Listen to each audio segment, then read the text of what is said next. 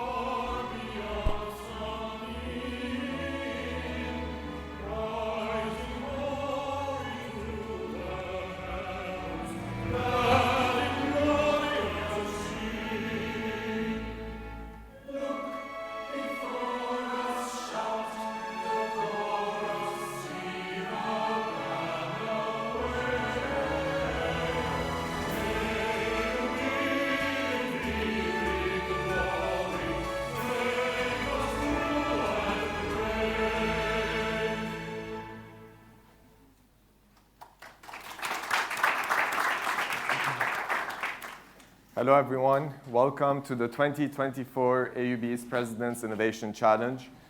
This is such a special occasion. The last couple of months have been tough on everyone, to say the least. But today we have amazing entrepreneurs, and I think today's event is a pillar. It shows how strong Lebanese entrepreneurs are, and during the toughest times, the best companies are usually built. The startups have been working very hard, they've been very resilient, and despite everything that's been happening around us, they have been able to make amazing progress. Today, we're going to be listening to 10 startups pitching. We have 5 early stage companies, and we have 5 advanced stage companies that are going to be with us on stage today. 2 of them are going to be joining us online from across. The event is supposed to take 2 hours, and before we get started, I will ask you all please to silence your phones so that we do not distract the speakers. And for everyone presenting, I wish you the best of luck. And for the people watching, please support these entrepreneurs. They have been through a lot. So support them, clap for them, encourage them. They are doing amazing things. My name is Arthur. I'm the co-founder and the CEO of Lemonade Fashion. I'm also the entrepreneur in residence of AUB's Innovation Park. It's my honor to be here today to host this event and to accompany you and the entrepreneurs along this journey. We have 4 prizes that are going to go out today. We have the advanced stage prize, which is $30,000. We have the early stage prize, which is $15,000. And we also have the Shinia Hustler Award for Social Innovation of $10,000. And everyone here will be able to vote for the startup of their choice, and they're going to receive the People's Choice Award. All the winners are going to get a free incubation at AUB's Innovation Park. This is like a lifetime membership. Once you're in, you're in. So for you to be able to vote, please use this QR code that is behind me. This QR code has also been shared with everyone before the event. We're also going to show it again at the end of the event so that you can vote for the startup that you would wish to win.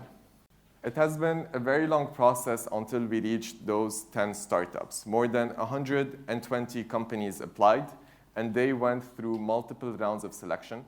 I would like to thank our first round of selection committee members. There are a lot, so I'm not going to name them one by one, but they are amazing entrepreneurs. They're amazing mentors who have been supporting the startups along their journey. I would also like to thank our partners in the US, L2C, which conducted the second round of interviews and the second round of selection until we reached the top 10 startups. I would also like to thank the rehearsal members who have been working with the startups day and out. We have Mrs. Maha Zwayhid, who is the director of AUB's Innovation Park, myself, Arthur, Muhammad Abbas, who is the co-founder and the CEO of UPaint, also an alumni of AUB's Innovation Park. And we also have Omar Aitani, the founder and the CEO of Fabric Aid. Finally, I would love to thank our jury members. We have President Fadlo Khouri. We have Mr. Muhammad Rabbah, who's the CEO of ZRE and the CEO of BDD. We have Asma Zain, the CEO of Ardi Ardak. We have Tamim Khalfa, the CEO and co-founder of Toters, and Nicolas Rohana, the managing director and CEO of IM Funding. Before we get started, this is the team behind AUB's Innovation Park. They have been working day and night, despite everything, to make sure that the startups have the support that they need, and they've made it all the way to this competition today.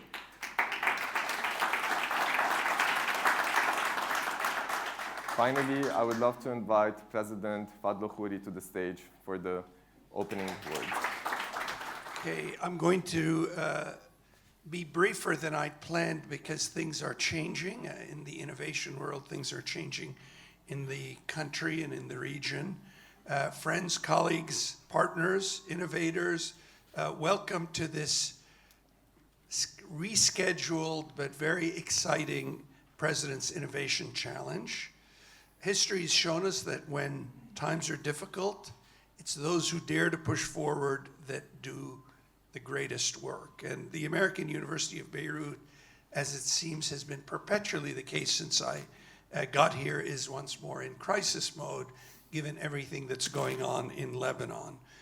I don't think we can allow these ongoing events to stop us. We're not allowing them to slow down the semester. We will finish the semester 1 week later than we had planned, virtually, but mostly intact. Vast majority of students have decided to stay, and some of these students and alumni actually have some fantastic projects to show. So our vision for sustainable growth for Lebanon, the region, their economies continue unabated. The great innovator and twice Nobel laureate Marie Curie wrote in her autobiographical note in the early 20th century, "You cannot hope to build a better world without improving the individuals. To that end, each of us must work for our own improvement and at the same time share a general responsibility for all humanity.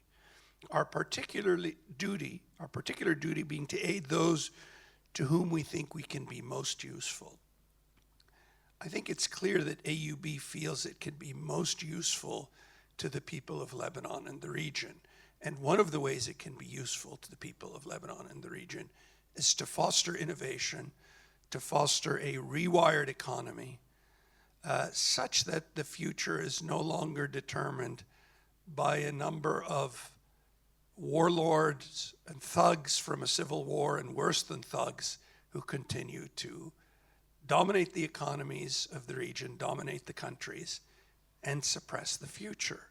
And this is one such attempt to do that. We really believe that continuing to build opportunities will help create a group of individuals that are very different than what America created when the great James Conant, president of the Ivy League, started to redefine the criteria for admission to America's most selective universities. He went away from the well-bred man to the well-qualified man, and then with Kingman Brewster and others, the well-qualified woman, and so on, so forth and so on. I think that experiment has been partially successful because what it's meant is today the best and brightest are largely determined by their ability to take an SAT test or to score well in certain examinations. And while those criteria are very important, unfortunately, they don't correlate with creativity. And creativity is what is at premium in the 21st century. And what the President's Innovation Challenge is really about is it's a celebration of creativity. So if you win, if you place, or if you don't win, you are already successful in that you've been selected to participate. That's for the folks who are going to show their remarkable new ideas on board. But you're also a leader in an enterprise that has national and regional significance. There is no question that that giant sucking sound of the best and brightest people from Lebanon, Palestine, Jordan, Iraq, Egypt, Syria, and so on and so forth, has been, on balance, of greater benefit to the Western nations that have recruited our folks than they have been to the region. And the people of the region have paid that price, most recently in Lebanon with the collapse of the banking sector, but in other ways with wars and instabilities. Much of what we're trying to do is to create the opportunity for more of the so-called best and brightest to stay here, to have the kind of economic impact that we've started to see in India, that we're starting to see the very beginnings of in Africa, where highly qualified individuals go west or go east, but then bring jobs and opportunities that reflect positively on their native lands. So don't go away. Don't get frustrated if you don't win. This is the beginning of something important, not just for you or for AUB, but for the people who need it the most, the people of Lebanon, Palestine, Syria, Jordan, Iraq, and the region. Thank you and congratulations. Thank you, President Khouri. Next, I would like to invite AUB's Chief Innovation and Transformation Officer, who is also the Executive Director of AUB's Innovation Park, Mr. Yusuf, or Dr. Yusuf Asfour, to the stage.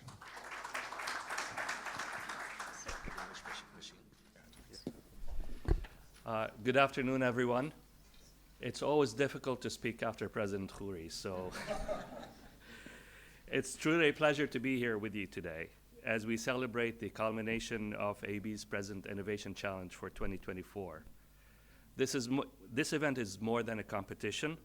It's really a testament for the creativity, determination, and resilience that define our AUB community.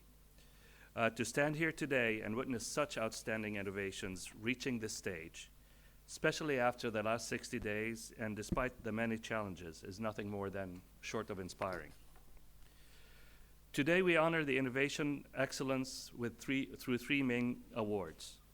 The Advanced Startup Stage Prize, the Early Startup Stage, the Senior Hustler Award for Social Innovation, and let's not forget the People's Choice that everybody gets to vote to. So hopefully you got the QR codes.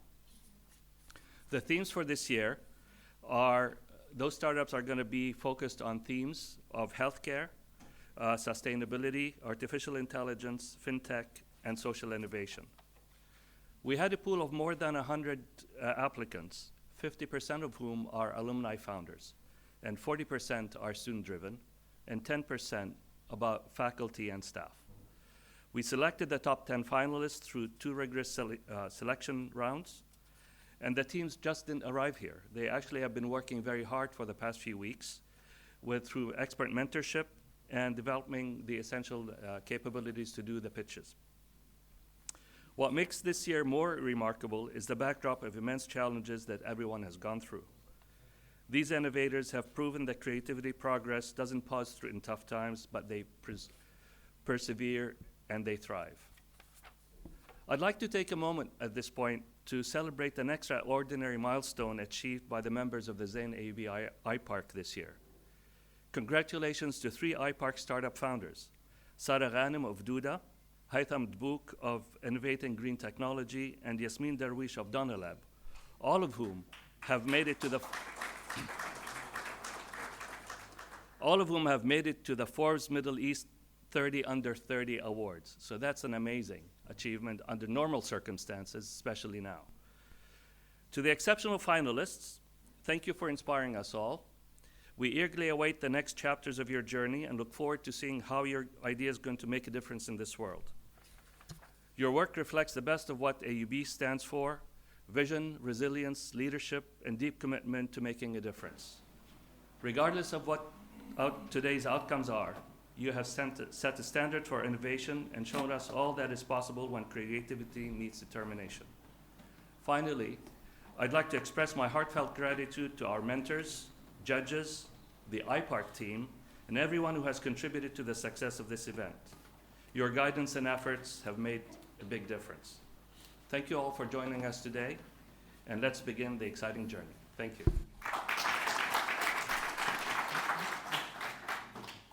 Thank you, Dr. Asfour. Next, I would like to invite the CEO of ZRE and BDD, Mr. Mohamed Rabah, to the stage. A year has passed so fast, and always such a great pleasure to be standing in this event. Emotional after these two months. I haven't prepared something formal, and yet hopeful with the ceasefire that just started 2 days ago. Very emotional to be standing here after 25 years of graduating as a civil engineer from the American University of Beirut, class of 1999. And the whole thing is that I wanted to share with you my personal story with AUB. So I'll start with something, and I will give also as a potential some insights to some of the great entrepreneurs that are presenting today.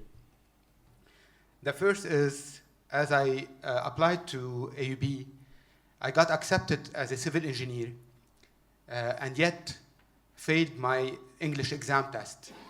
Got 488 out of 500. It was triple E. Many of you would not know that because there was social quotient. It was not SAT at these times. And nailed the social quotient. Triple E, 488. As they were handing me the result, they told me, you missed it by one question. And I said, okay, I'll enroll for the next one. And to be frank, was last year of schools, university, said definitely I will do better.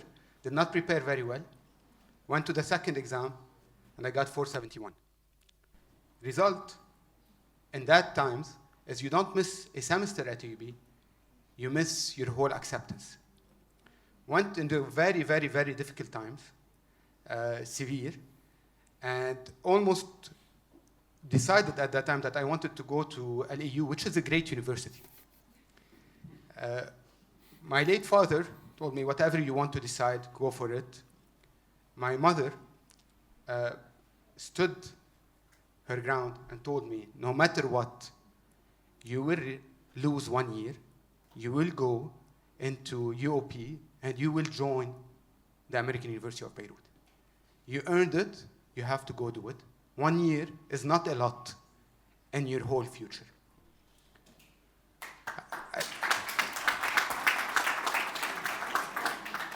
I did that, and I had to reapply to engineering 1 year after, passed the English, of course, got accepted again into civil engineering, fast forward 4 years, graduated with a distinction from AUB, and applied to the US. Before jumping to that, I believe for all of you who are starting their journey or who are applied, mentorship is a great tool. And sometimes surrounding you by mentors who are closest to you can lead you to great extents. So try to look sometimes into your families, friends, because they will advise you and support you in difficult times. So fast forward, applied to the US for my master's and got accepted into the 3 universities, given the whole education and preparation of AUB that I applied to: Urbana-Champaign, MIT, and University of Texas at Austin. So I applied to 3. Difficult choice, again. And I met, through AUB, with a great professor in UT, which is Dr. Hani Mahmasani. Many of you would know, who told me, who was the chair of the transportation department in UT, and told me, I want to take you as a research assistant to work with the US Department of Transportation on, at that time, impact of electronic commerce on virtual supply chains, which is a subject that I liked on technology from that time. Big discussions, although the family told me that I would support wherever you want to go, decided to go to UT. And took the offer of UT, worked with him, graduated, And many would ask me, until now, how can you refuse an MIT acceptance? If I want to go back and take all the decision to be standing with you today, where I am, and I don't know, perhaps MIT would have taken me to many other horizons, I would do the same choice. I'm a happy person, personally, family-wise, and business-wise. And all of that is to AUB. All what I want to say, there's no right or wrong decisions. Whatever decision you do, try to do your best to succeed and to achieve what you want to achieve. Taking a lot of time, excuse me, but two last things. Fast forward 2018, with what I achieved, comes the opportunity of the AUB iPark. And it was an idea in the making with the American University of Beirut. We had our friend, family friend, Dr. Ghazal, President Khouri, and I believe that this is the best way also for the family, my late family, father-in-law, Mr. Talal Zain, and his wife, to commemorate their success and his success as an entrepreneur. And for me, it was the way to give back to AUB. So I played a pivotal role to try to convince the family. One, convince that this is the best representation for their name and his reputation as an ethical, successful entrepreneur. And two, for AUB as an institution that breeds leaders who can do a change. And this gave the birth of the AUB iPark. I would like to thank President Khouri, Dr. Ghazal, who's not here, Dr. Asfour, the whole AUB iPark team, who are leading this institution forward and are just starting. I believe all the impact that you're seeing, there's a lot to be done. It's just a startup that is in the seed stage, I would say. So congratulations for all of you. Final thing, despite that I'm very, very happy for being here with AUB and at AUB, I sincerely hope that we'll meet again next year and welcome you at BDD, the place where we host great leaders, great entrepreneurs. Congratulations for everyone who submitted an idea for the President Innovation Challenge. You are winners. The only way to succeed is fail better, learn, and you will succeed, and you will become great leaders. And one day, you will give back to AUB, and you will stand in our places. Thank you so much. And now we start with the games. Let the competition begin. So startups, you're going to have 3 minutes to pitch. The timer is right there on screen, so you can see it. And then for the jury members, you're going to have 5 minutes to ask questions. We are going to give you about 30 seconds between each startups as well, so that you can finalize the score. To begin with, we're going to invite the first. So we're going to start with the early stage startups. Our first startup today is Aralect. Aralect is a very innovative platform that is transforming the way we learn Arabic dialects. I would love to invite the CEO and the founder of Aralect to the stage.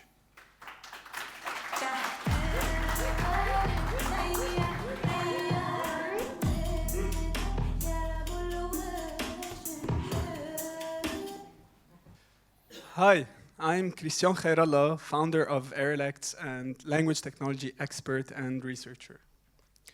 Suppose you want to start learning Arabic and you go to the most popular app out there. Before even teaching you the basics, such as asking for water, they make you learn sentences as ridiculous as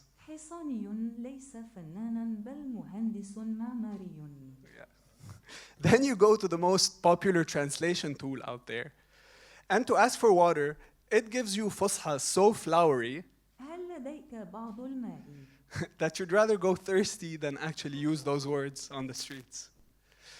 So according to our 400 participant survey, it's much more difficult today to find learning resources for dialects than for fusha, even though 75% say that they'd rather go for dialects. And the Arabic language learning market has over 40 million potential users worldwide, but only 10 million of those are active because current solutions simply don't meet their needs. And we're talking about a $4 billion market here that's set to double by 2030. To sum it up, current solutions completely miss the mark when it comes to Arabic dialects. And that leads to learner demotivation and frustration. And that's where Aralects comes in. We're building the first gamified, self-paced app dedicated to learning Arabic dialects. You can call us the Arabic Duolingo, just better. From Maghrebi all the way to Khaliji, imagine an app that allows people to compete, connect, and master Arabic dialects, even allowing native speakers like me to explore other dialects. Our competition is lacking in many areas, while we're leveraging the latest in generative AI technology to bring lessons that are practical, personalized, and gamified to keep learners engaged and progressing. And all of that under a freemium model, which none of our current competition offers. We'd also be benefiting from revenues from enterprise packages, especially in the GCC area where there's a high demand for practical Arabic skills. And with early recognition from programs such as the NYU Abu Dhabi-based incubator Start AD, we're currently bootstrapping our way to building our first prototype. And we require $300,000 for our first year of operation post-MVP. I left my job 5 months ago in search of the best possible team to build this unique solution. And we're supported by advisors, senior advisors from institutions like NYU, Abu Dhabi, and Harvard. Please join us in revolutionizing the Arabic language learning one dialect at a time. Thank you.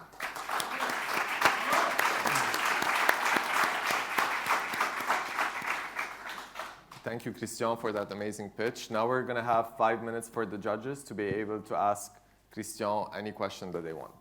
I'm always for Arabic language, whether dialect or formal. So I would have loved to see an example about your dialect. You showed us the others, how they do it, but it would have been a great idea to see how you can translate it into dialect. So have you done that? Yeah, so we're currently working towards that. So we're still early stage, and we're in the first phases of building the prototype. And I think by now, the greatest achievement I've done is to be able to rally 5 people, more actually, 8 people to work with me. Many of them based purely on equity, believing in the idea, an amazing team, highly skilled. We're in the beginning phases of the prototype building, so hopefully maybe 3-4 months we'll be able to have something for you. Christian, talk a little bit more about how you scale this up in the audience, because it's in your presentation, but you didn't mention it. Yeah, definitely. So the market is so big today, and as I've mentioned already, it's heavily biased towards Fusha Arabic, but people are showing through all of the user interviews I've done, the surveys we've done, all the people I've talked to, there's a real need for dialectal Arabic learning. There's a lot of obstacles that today come in the face of that, mainly political. Many people do not want to recognize Arabic dialects as something worth learning. 75% of people actually say that they'd rather go for dialects. Now, there's also another challenge, which is dialects are non-standard today by nature. They don't have a standard orthography system, so there are a lot of technical challenges to surpass here, which is why our team specifically, I've been working on this problem for over 4 years now, and it's a passion of mine, and I really want to see it come to light. And I'm like walking the entrepreneurship journey right now, as much as I can in the right way so that I can see this come through. I don't know if that answers your question. Competition, scale up, how do you get to market? Okay, so under a freemium model, subscription model, if you look at our, let's say Duolingo, which is the most popular language app out there, they have over 600 million users. 8 million of those are for Arabic only, 8 million. And they don't have dialects. They only have Fusha. And you have 8 million people on that platform. On Duolingo, 6% of users are generally converted to subscribers. And I believe that that's something that we can achieve also. especially that our competition, our direct competition, applications that provide Arabic dialects are all paid and no freemium model. So I think users will really be attracted by a solution which allows them to learn for free. And you always have the 6%, which will always want to go the extra miles, get ads out of the way, unlock extra content. So I believe that's including enterprise revenues. So we're based in the UAE, in Abu Dhabi. I see a lot of opportunities for partnerships with institutions. I've already been in contact with many institutions there, including the head of the Arabic department at NYU Abu Dhabi. They're willing to let us use their students as a user testing pool.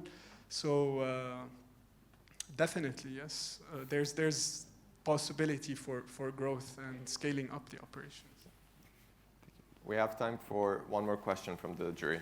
Thanks, Cristiano. Quick question. Which dialect will you start with? There's so many. Yeah. And you're talking about all of these dialects, and then your features vis-a-vis the competition. It's not the dialect, it's gamification, personalized, frequency-based. It's a lot of things for a startup. Definitely. How are you going to start, and what's your way forward? Definitely. So if you look at all dialects, you can learn them pretty much in the same way. It's a template, kind of a curriculum template. You just start filling in data from different dialects. The most popular two regional dialects, I would say, today in the world are Egyptian Arabic and Levantine Arabic, the Shami Arabic of the region.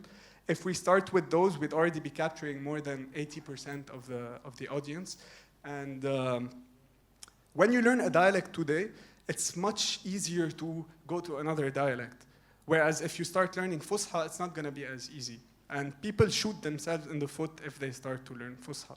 That's why we want to start making people learn dialects, because that's how you communicate.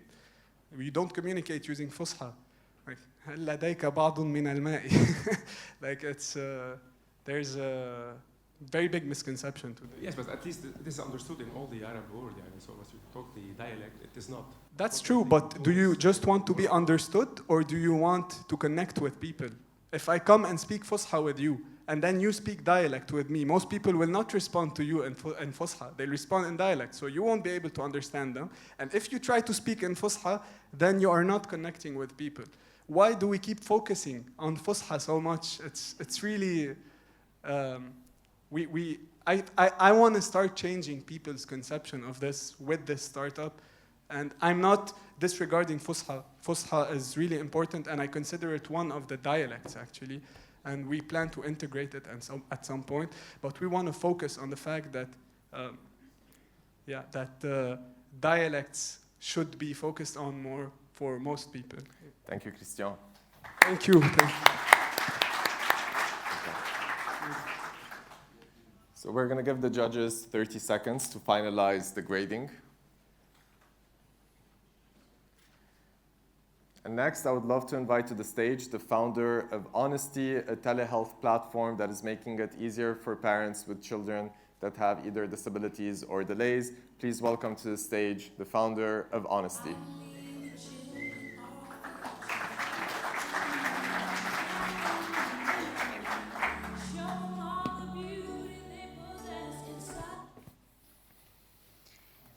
Hello everyone, my name is Abir Atiya and I'm the founder of Honesty. Today I would like to share with you the story of Yusuf, one of our first clients. You can see him in the picture here. Yusuf's mom was constantly receiving complaints about his behavior and poor academic skills. He was promptly and unfortunately put on ADHD meds. Inaccurate diagnosis is the result of focusing on the symptom rather than the root cause of the problem. Traditionally, therapy is provided at clinics with one therapist and not with a comprehensive team. The biggest challenge is the fact that there are lack of services across the MENA region. But Yusuf's story is far from unique. There are 21 million children with disabilities in the MENA region who face the same challenges. Our platform serves as a one-stop solution for concerned parents. We provide accurate diagnoses, individualized plans, and virtual intervention. So the diagnosis for Yusuf didn't turn out that he has ADHD. He had a learning disability and an underlying speech problem. His mom, using her interactive dashboard, was able to book his sessions and follow up on his plan and monitor his progress. At Honesty, we seamlessly integrate technology and expertise to provide intervention in the child's natural environment, home, daycare, and school.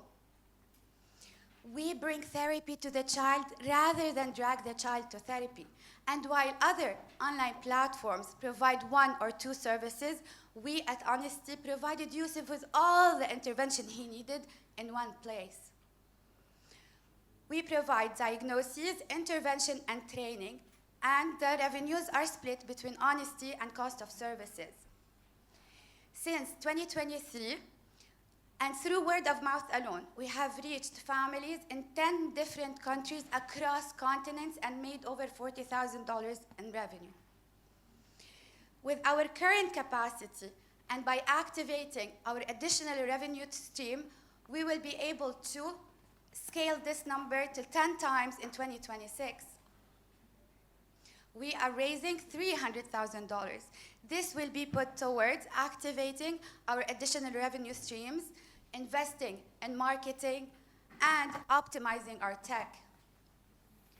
We are building our network and community in order to prepare to enter new markets. We are confident that we will reach our targets because we are a team of experts certified in our respective fields. Yusuf is on his way to become a programmer because now he believes that he can. Thank you. Thank you, Abir. We now have 5 minutes for the judges to ask questions. Hi, Abir. Very interesting product. Went through the presentation also. Something that's definitely increasing all these diseases that we're seeing around us. Very also like good focus on the MENA region that you want to try to target. Yes. And we see deficiencies. Could you clarify more technologically how does it work and how does it differentiate you from competition or existing platforms? Yes. This is something that I missed. And in the team, who's leading on the technology part? Okay. All right. So we are building now our web platform, version 2.0. With this version, you get the parents get a screening checklist. So they answer a couple of questions, okay, and that takes them to a checklist where the problem is, and what are they concerned about. And they get instant feedback, all right, telling them that their child has a delay in certain area. After this checklist is done, there's a program that is suggested for the child depending on the checklist results, okay? After that, we do the individualized plan, and the therapists have a bank of objectives to choose from, so to make it faster and easier for them. And the dashboard, the personalized dashboard for the parents, they're able to see everything and monitor everything their child is doing, session per session. And the progress tracker is, they can access it on their dashboard. So they can see if the child is meeting objectives and how much more time does he need in therapy. So that's the tech. Thank you. Yes. Thank you, Abir. Thank you. Interesting presentation. Can you tell us more about the sessions you've had, like the early traction you guys have had with the $40,000 you've generated? How similar are the cases? Where are those customers coming from? And what does intervention mean versus training versus onboarding? So we've reached all these countries. So we've reached UAE, we've reached Luxembourg and Europe, KSA. So we've had families in all these countries here. And these are all the therapy interventions that we provide. So speech and language therapy, occupational therapy, behavior intervention, academic intervention. The most traction, honestly, is the speech and language therapy. and academic intervention. So children with learning disabilities, and that's why I chose Yusuf as an example today.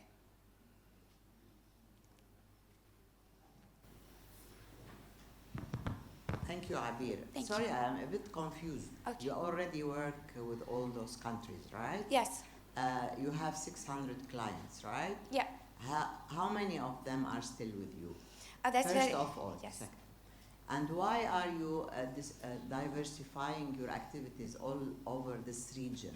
Is the team capable of covering all those patients? We are talking 600K patients on the way to grow, Yeah. right? Can you clarify it to me, please? Sorry, I'm a but bit what was the confused. first question?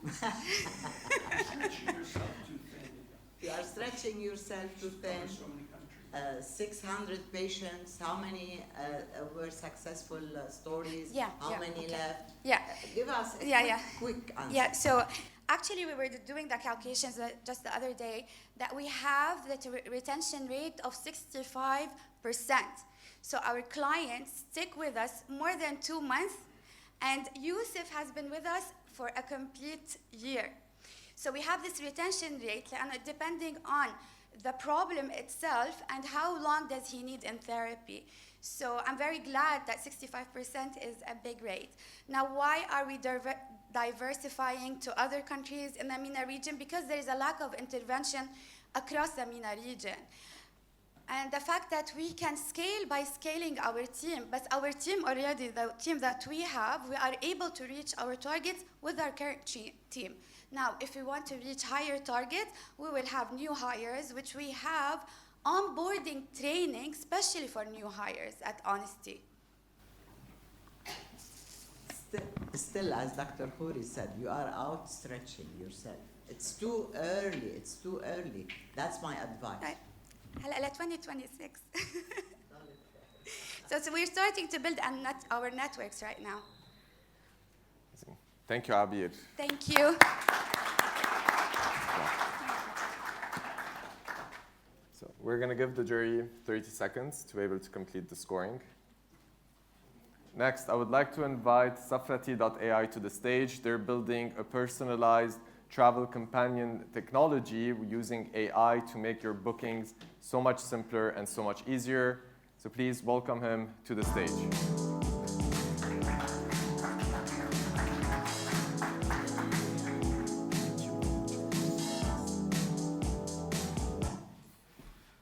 Born to eat croissant in Paris, snorkel in Bali, and who knows, maybe even pole dance in Amsterdam. But instead, we're sitting on the couch watching Netflix. And I call this the travel preparation procrastination process. So you see, preparing your own trip is time-consuming and stressful. And the numbers show it. Travelers spend an average of 71 days to go from the inspiration stage to research, plan, and book their travel services. Travelers browse more than 141 pages, and 3 in 5 travelers don't have a specific location in mind when they decide to take a trip, and 1 in 2 travelers need a visa to take a trip. Plus, 80% of Arab travelers prefer to browse in Arabic when most content online is in English. This is why we have created Safrati.ai. It is a localized online travel agency that leverages generative AI in order to build and personalize travel plans. So what we do, we help Arab travelers apply for their visa application 90% faster and build a personalized travel plan in just 3 minutes while translating everything to Arabic. So how does it work? For the travel plan, we'll provide you human data travel insights from the Meta API graph, and then you'll be able to complete your 1-minute travel quiz to understand what type of traveler you are. And then, with some interactions with the chatbot, you'll be able to confirm your travel plan, and Safra.ai will handle the bookings for you. And since you're planning for a trip, you might need a visa. So our AI bots will be able to notify you if you need a visa, guide you through the visa application process, and apply it for you, and validate your visa, and all of this under one platform, which is Safrati.ai. So no visa company is built for scale. We're going to leverage AI bots to we're going to leverage high-tech AI bots to handle our operations, and we're going to integrate our platform into airlines online travel agencies, corporate companies platforms, and travel agents platforms. So let's see a use case, how we can integrate it with the airlines.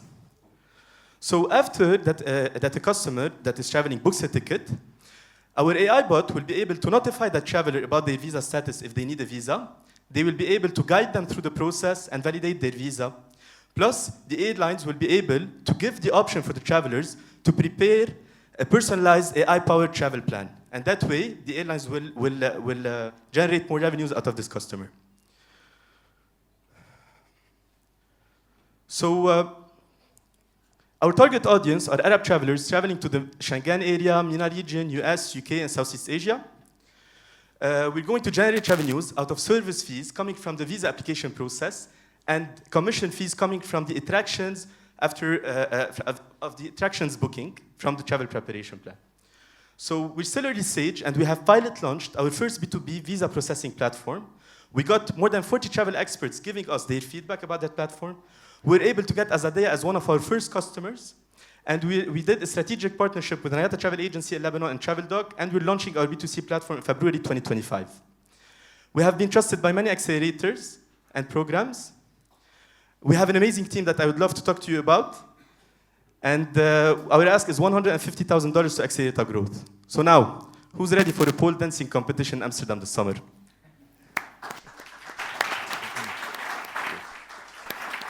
We now have 5 minutes for the jury. You seem to have plans to integrate with a bunch of services, airlines, and so on. And typically, this is a very long process, and it's often disappointing. How do you plan on delivering on all of those services, given the breadth or the number of partners you plan to integrate with?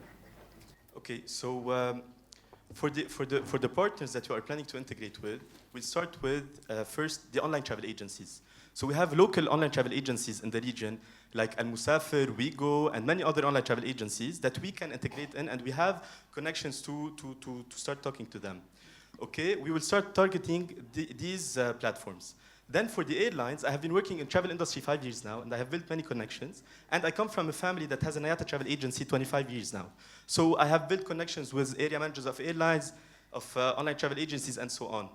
We understand that one of the main problems when it comes to boarding in passengers, some mistakes happens when you are boarding in a passenger. And the average fine when you board in a passenger to a wrong destination from the government to the airlines is $3,500. Meanwhile, if the airlines have subscribed with us, the check-in cost, the average check-in cost is $0.5. So $0.50 of check-in cost so that way we'll be helping the airlines generate more profits out of their travel and reduce the errors from the customer point of view and from the airlines side as well. So that's how we are planning to start. We're planning to start with online travel agencies, then leverage on our connections, start with the airlines locally, mainly in the region, and to help them get more revenues out of their customers and give them a better experience.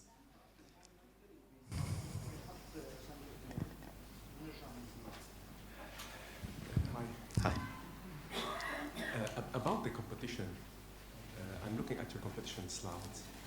You have 6 features better than all the competition. You have them today, or you think of having them? لأنه looking at all of this, first to market, cash payment, Arabic AI trade-off, website, etc. Are this the game changer? For this will make the difference to go to your platform.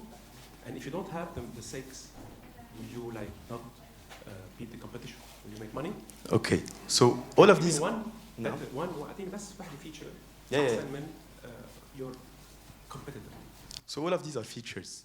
The main problem that you are tackling is the travel preparation process. So since we need financial capabilities in order to do what you want to do, which is building AI bots and HEDA, what we're going to start with is the MVP that we're launching in February 2025, which is streamlining the visa process of Arab travelers by 90%. They will be able to streamline that process by 90%. Okay, so that's how we're going to start. And then once we scale, we'll add the other features. Like once we scale and we will have a lot of operations when it comes to visas, we'll build our AI bots, and we're planning to build them in the next after 1 year. And after 6 months of launching our platform, our B2C platform, we're planning to build our API and white label solution to integrate with online travel agencies and give a white label solution for corporate companies for their employees to be able to apply for the visa. So at first, we're starting with the visa process, but once we get the finances, we'll be able to invest in R&D for the online travel platform. For the travel preparation agent bot. Okay, so we're starting with the visa process. That's it. Can I ask about your initial investment? Our initial investment. So we need $150,000 to be operational for the first year, plus to do some tech improvements, as I discussed right now. So we're building our B2C MVP, and we need to improve it. So we need to scale it up. We will build an API. For that, it will cost us. Plus, we will build a white label solution. Why would a travel agent come seek your services if they are directly hooked and online with the airlines? Plus, why are you concentrating so much on the visa service, knowing what is needed to acquire a visa, whether Schengen, US, or whatever? Thank you. Okay, so as you can see here in the MENA region, the ratio is 1 in 2 travelers need a visa to take a trip. So in the MENA region, we have more than 70 million travelers, and 35 million of them need a visa to take a trip. And this is an underserved area. So as you can see, the big giants in this field, which is for the online travel agencies like Booking.com and Expedia Group, they have been dominating this market through 4 products that are airline tickets, hotels, transfers, and travel insurances, because these are the only 4 products that have been digitized. But when it comes to the visa application process, it's not in their business model, since it is not to their target customers. Their target customers don't need a visa to take a trip, whereas our underserved area needs a visa to take a trip. So that's why there's a huge opportunity here to start with the visa, get revenue, since we will be the first startup that will be entering the market for this. Thank you.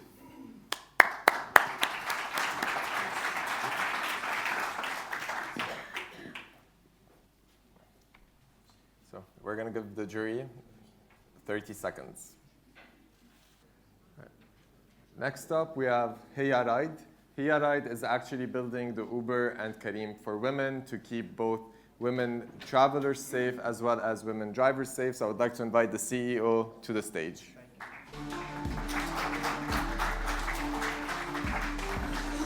Hi everyone, my name is Qasim Raidan. I'm the co-founder of Hiya Ride. It's basically we're making women move safer in Lebanon. After my niece's experience with, my niece's experience, she's an AUB student. She has faced lots of challenges in accommodating to her classes, evening classes with existing car-hailing apps in Lebanon.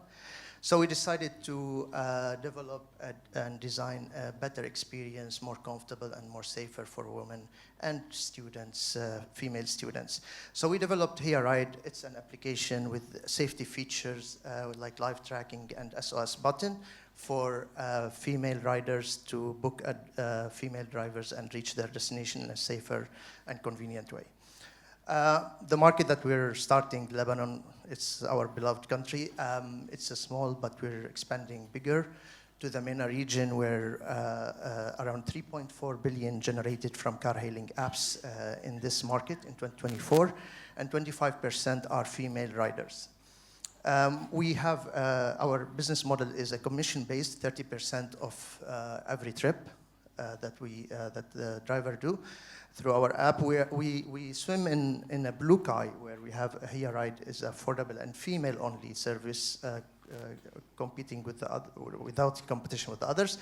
We have attractions. We have so far 24 active drivers, female drivers on our platform. I want to salute them now in these circumstances. We're in test drives at this stage. We're launching in January. Our platform is live on app stores. We have 3 key pillars for growth. We have a partnership with universities. We offer promo codes and discounts. Also women organizations, empowerment organizations. We have referral codes between users and collaborations with influencers. Our revenue will increase for the next 5 years, along with our profits, so we can break even by the second year of operation. Myself, I'm the founder of Turbine Media, a platform connecting influencers with brands. Razan, she's my niece and co-founder. She's a graduate from AUB. Fadi is a consultant, legal consultant. We raised 500,000 for 18 months, and it's mainly marketing and IT. Thank you very much.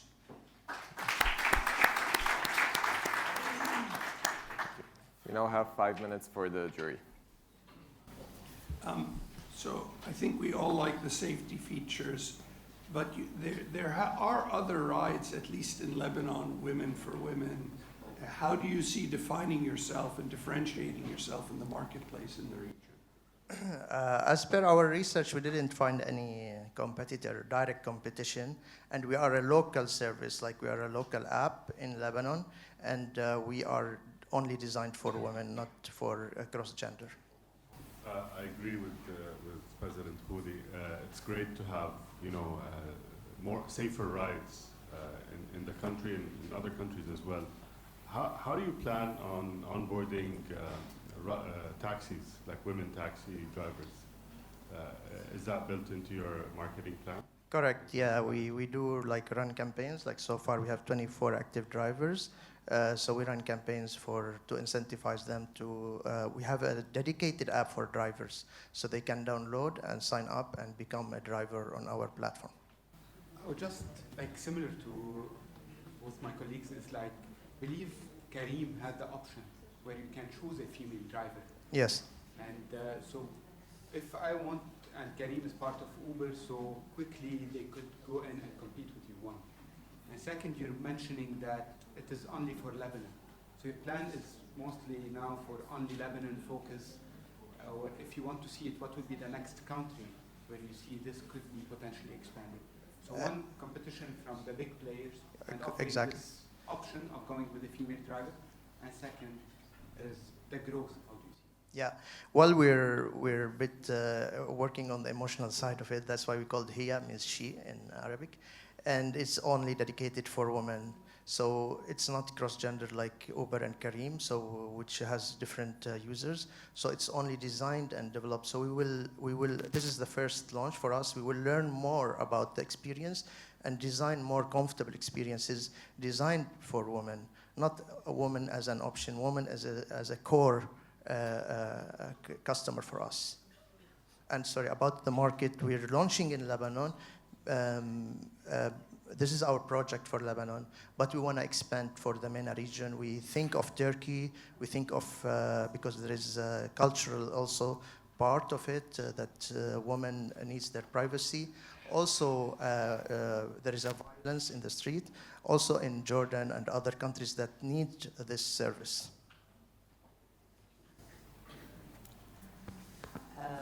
My question is, I am a woman advocate, but I don't see why should I take a woman driving a car instead of a man driving a car. This question is, you only give the platform. The taxis and the drivers, they come to use the platform, right? Do you supply taxis? No. It's only the platform. No, we don't own any cars. We only the connecting platform, and we focus on our core expertise, which is media and marketing and technology. So we work on better experience, a social experience in technology. Okay. Yeah. There was a woman taxi in Tripoli, Rosa or Maria, I don't know, taxi, and they failed. They closed down. So Yeah. You better check on that. Sure. Thank you. Thank you for recommending. Quick question, Asaria. What makes it, عم بتقول إنه أنت your app is not cross-gender, it's different than Kareem. What makes it in your app this thing that is purely for women? Is it, what is it? I still don't get it. Why you say you design it من الأساس to be women friendly or what? Yes. What is it? What are you designing? What's your secret sauce in this that's different than the Kareem or the cross-gender apps that are out there that have women, that you can choose the women driver? Yeah. What is it? Of course, as we mentioned, it's a woman product. It's not. They're not sharing the app with other users. So it's dedicated for women, where of course the drivers will be female only. And we started with safety features like they can share their journey in live real time, and SOS buttons, which is other apps as well. But we will be progressing in this to develop more experience around their needs and their experience in the app, so we can provide a better journey and of course more comfortable to them. Thank you. Thank you. Xtropy uses virtual reality and AI to improve health. So I would like to invite the founder of Xtropy to the stage.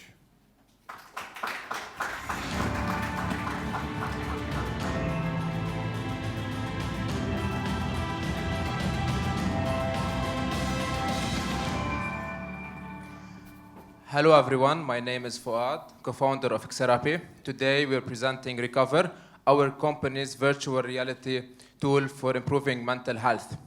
It all started with my friend Adrian, a game developer who rejected a life-changing job in the United States because of his fear of flying. In fact, 301 million individuals worldwide lived with anxiety, and 280 million more with depression in 2019. Moreover, 4% of the world GDP in 2024 was lost due to people suffering from mental illness. We're talking about $1.2 trillion this year. Traditional exposure therapy is usually time-consuming, expensive, and sometimes could be scary and unconfidential. With Recover, we provide accessible, affordable, fast, and private virtual reality therapy. Backed up with studies, Recover could address more than 25 different disorders, allowing individuals to overcome their challenges in the safety and comfort of their homes. For example, exposing my friend Adrian to his fear of airplanes in real is expensive and uncomfortable in public. With Recover, it was easy and life-changing. Currently, we have 15 different environments, addressing traumas and phobias such as claustrophobia, acrophobia, and many more. Also, we have neutral environments. We call them safe places, where individuals can relax, meditate, and train on their coping techniques. Through a subscription-based model, we provide 3 paid plans with a free trial period each, targeting all users in the VR market, specialists, and organizations. As Fortune Business Insight forecast that by year 2029, the VR in healthcare market would reach a $6.2 billion. What distinguishes us from our competitors in the US and Europe is the use of advanced technologies, including hand tracking and mixed reality. This month, we upload our app to the Meta Store in its beta version, as we aim by the end of next year to launch our online platform, add AI and biosensors to our application. Introducing the team, me, clinical psychologist and head of research, my friend Adrian, the CTO, and Saad, the 3D artist. Together, we are asking for $100,000 US. To know more about our project, follow us on our social media platform. And if curious enough to try our app, join us in the networking break. Thank you.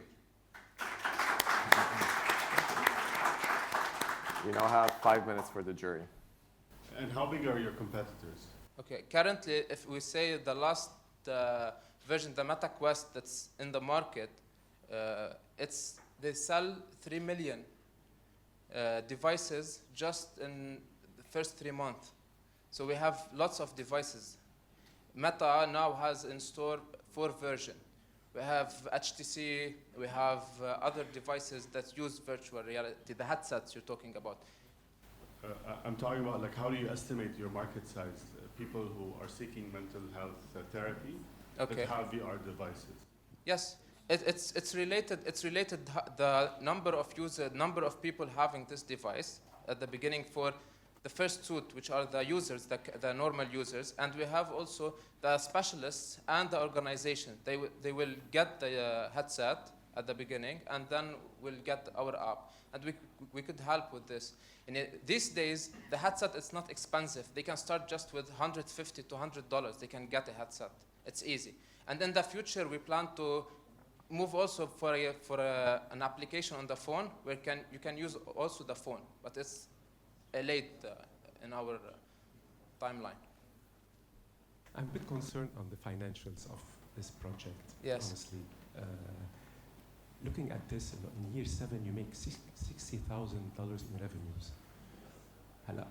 And walk me through this. Is this the potential of this? Whatever you're doing? I didn't get you. Can you please? Okay, so you the financials. I Yes. have a pitch deck about financials, etc.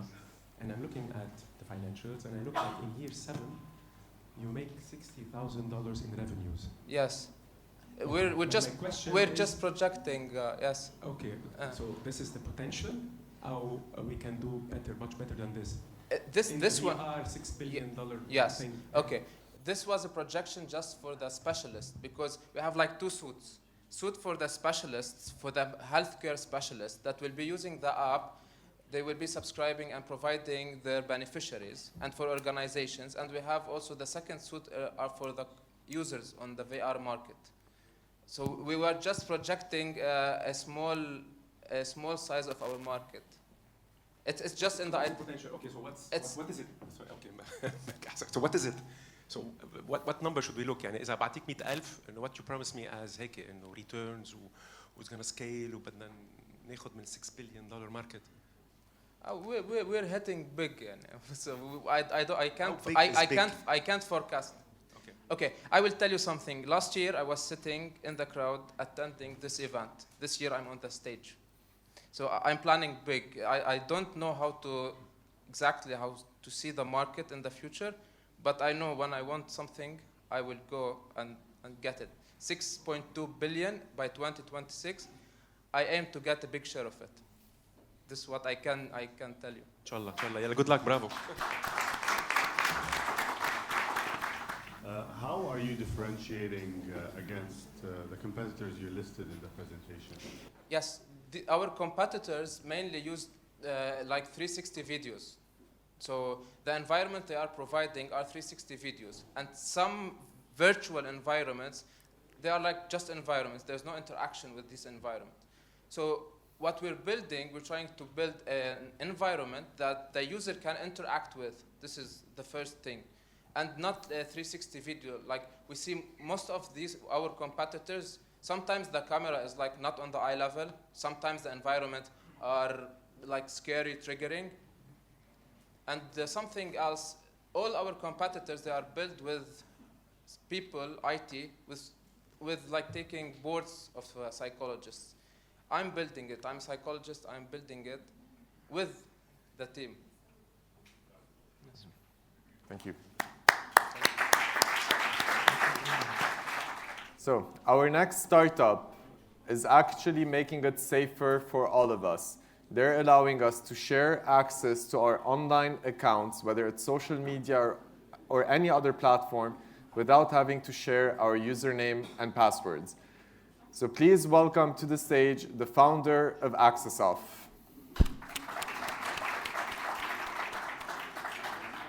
AccessOff. One click, full control. Would you ever share your username and password with others, like your Gmail, Facebook, Instagram? You might think it's so dumb, right? However, 90% of people are sharing them. And you might ask me why they're sharing them. I'm gonna tell you. Corporates are sharing them to delegate or to grant access to their resources to thousands of employees. CEOs, they want to delegate their work to their assistants, or maybe they need help to set up their accounts. Influencers, they would love to outsource their work to digital agencies. However, they can't, and I'm gonna tell you why. In 2019, Facebook lost more than $50 million from data leakage, not hacking, data leakage. LastPass, they've lost their clients, their reputation, and millions of dollars because of data leakage. Finastra, I'm gonna leave it for you in 2024. But in AccessOff, I'm gonna give you a real life example of how Joseph can share access to his LinkedIn account, password-free with full control. Joseph goes to AccessOff. He just tried to choose the platform that he wants to share. In this case, is LinkedIn.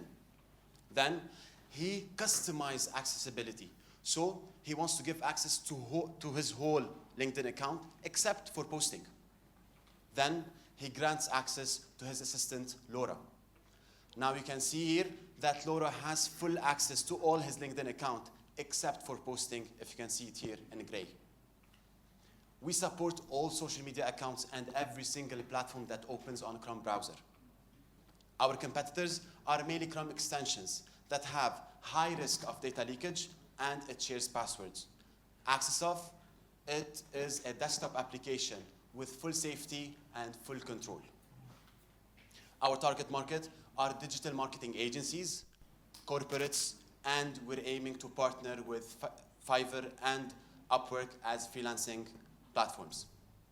Our target audience in US and GCC is worth almost $700 million. We got funded, we launched this year, and we have 46 active business accounts with 2 submitted patents in US. Our clients are mostly digital agencies, and guess what? AUB IT is one of them. We're asking $1 million for us to scale in GCC and US rapidly. Our projected financials is to reach $3 million in 2025 with 5,000 active users. Our team is 5 fully committed people driven to give you complete access and full control over your shared account. Thank you so much. We now have 5 minutes for the jury. Sure, yalla. Thank you very much, Yusuf. You're welcome. It's a very interesting platform, though it's only for social media, right? We support all platforms that can open on Chrome browser. Anything. Anything. AutoCAD, Adobe. It can open on Chrome browser.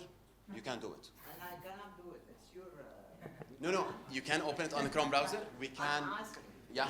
Because those are one of the most difficult platforms. Exactly. Yeah. Anything that can open on a Chrome browser, we can customize accessibility and share it password-free. Okay, thank you. You're most welcome. I need to better understand a bit the technological competitive advantage of that you're presenting to make it more secure. Amazing. Okay. So mainly, we chose to go with a desktop application because it's a controlled environment. Okay, so we can control that no one can access any tool to get your passwords or your data or anything except under our supervision. You see, with full security. Mainly all Chrome extensions like password managers or, for example, our indirect competitor Sandwin, they have a lot of bugs and you can get the passwords or you can get their data easily. With us, that's why we chose desktop application. Second thing, we don't have any integration with any platform. We use the technology of getting the session itself whenever you log in, and we control it.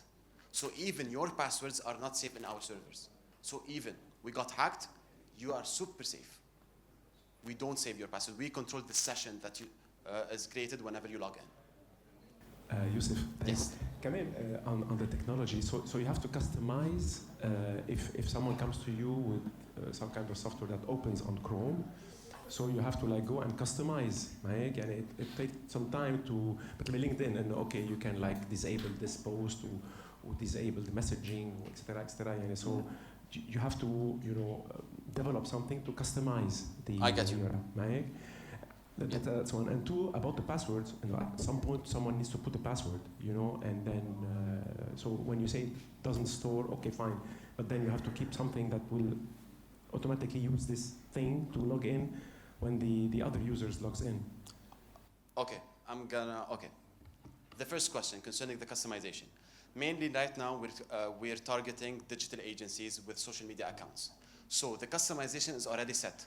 If you can see here, no need to go manually or they need to tell us or call us to customize their accessibility. There are checkboxes and you can directly messaging, posting, whatsoever, and we can add as more checkboxes as you want based on the data that we're gathering from our current clients. So yes, it's a learning curve that we're having right now with our digital agencies. However, we have, like I've worked in digital agencies for the last 6 years, and I know what is sensitive for them. You only need to log in once. Whenever you log in, we use your session and cookies and token, nothing else. And they are encrypted, end-to-end encryption in our servers. So whenever you log in, you share access to this session, not passwords. You don't need to log in again. You don't, or even them, whoever will have access. So, يعني بس هو normally I log in first to give you access, right? So to give this third person an access to use my interface without knowing my password. Right? Yes. So you're telling me that when this person logs in, I have to log in before? No. Okay, I'm gonna tell you. Both parties should be on the desktop application, like Slack. Fine. Okay, you grant access to the channel, right? Yeah. The same exact thing. You log into Access Off, and then you log into your LinkedIn account, okay? And you share access through Access Off to this LinkedIn session. Okay. So that person goes only on Access Off and log in, and he will have access as a channel in Slack. He will have your LinkedIn session, and he can play it. That's it. Okay. Thank you. Okay. Our next startup is using AI and SaaS to revolutionize the F&B industry. I would love to welcome on stage the founder of Skedex.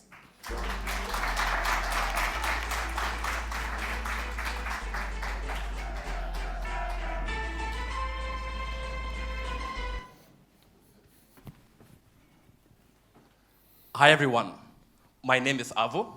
I used to be a waiter, and I hated every moment of it. This is why I've created a restaurant employee management startup. And now, we cater to every single major restaurant in Lebanon. Let me tell you more about the problem. 60% of total world employees work in hourly-based and shift-based companies. Hospitality industry is one of those industries that is heavily based on shift-based workforce. But they're managed inefficiently because they're still using Excel sheets, punching machine, and outdated tools. This leads them to waste time, waste money, and make the employees dissatisfied. Trust me, I was one of them. This is why I introduced to you Skedex, AI-powered SaaS for employee and shift management in the hospitality and F&B industries. With Skedex, restaurant managers create the most cost-efficient schedule with a click of a button. Our algorithm takes input from the sales, reservation, weather, events nearby, and employee availability and preferences. No more punching machine. Employees are in the restaurant with their phone, they're clocked in. When they leave, they clocked out automatically. We have multi-branch management, and we have multi-branch management and automated timeshare and payroll management. We guarantee to save our clients at least 15% on their labor cost. For example, for Smallville Hotel, we saved 40% and increase the efficiency of the top management by 16x. Things that took them 4 days, they're now doing in 2 hours with Skedex. We're talking about $68 billion market size. And we're charging businesses $6 per employee per month. Our competitors do not cater for the F&B industry, and they're focused only HR, while we're laser focused on F&B and plus the operation of the HR. I am happy to tell you that with everything happening in Lebanon, we have been growing 40% month over month for the past 6 months. We got to more than 124K ARR and expanding in Cyprus, in UAE, and in Singapore.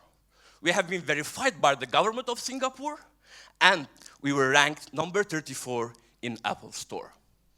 Behind all of this, there is our amazing team of engineers and hospitality experts. And now, we're raising $500,000, of which 75K is already committed. So we can expand in UAE, get to 1 million ARR in the coming 16 months.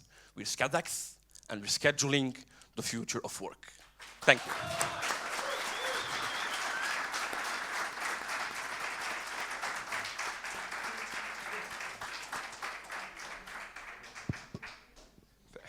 Thank you, Avo. يعطيك العافية. You're a star, رأيتك. How do you explain this growth where it has been stagnant for the past years and then هيك suddenly من did you find like the product market fit, or what's the sauce that makes this thing fly هيك on and stagnant for a few years, and then is there something that happened? Definitely. So you know, Tamim, working with restaurants is hard. So they don't care about time saving. They don't care about anything. So they know that they control the world. And we love them because they are from Lebanon and growing outside. So first we were targeting, we save you time, we save you time, we save you efficiency. But it wasn't like that. When we started showing them we save you money, and we did case study, we worked for free for 2 months with our client. I told you, they think that they have the most efficient processes. I told them, okay, go work with your process normal. In parallel, we will work with SCADAX. And then the salary time came, there was a 25% change, difference of salaries, because there is so much inefficiency and wrong. And we were like, okay, we are not only employee management, we are labor cost optimization tool for you. You can save money. You can make money with Toters more. With SCADAX, you can save money. So, and this is why we have been growing. Then we got our first clients. A restaurant manager leaves to another restaurant. They call me. Avo, I need SCADAX, please. I don't want to start my job without SCADAX. And we grow. Employees leave, operation managers leave, HR leave. And by the way, we have zero marketing. Our Instagram videos are only the AUB iPark video. So this is how it grew. We got our labor cost optimization, money saving. We focus our algorithm, everything on that. Poof. Can you tell us about the defensibility of what you're doing? Like how you're laser focused on F&B, but what is it exactly that you're doing that others that are potentially competing and are already in restaurants are not doing or need a lot more time and investment to catch up? Perfect. So everyone in the F&B industry, they were focusing on the POS system, stock management system. They weren't focusing on the employee side. First, on the employee side, we perfected. We have our app in Arabic. For Greece, we have in Greece. So we perfected the journey of the employee, which is not a normal person who works in an educated company. So they have different personas. We perfected that. Second, the inputs that we take for the algorithm, which is their sales, their tips, when they're efficient, how many reservations I have. So we made it with their journey. So it talks to them, it takes the inputs that they need, and it reflects the data that they have. So with time, we are going in depth. So for example, people analytics, deep pooling, we have duty lists. So employees, they know what they work, they know what they need to do during the shifts. They clock in, they take a photo of what they have been building. So we're very niche on that. So we're partnering with other F&B tech. For example, in Dubai, we're partnering with recruitment and stock management softwares. So this is how we're growing. They're actually our partners. Because they're competing the other part, we took the employee side. We perfected it. Thank you.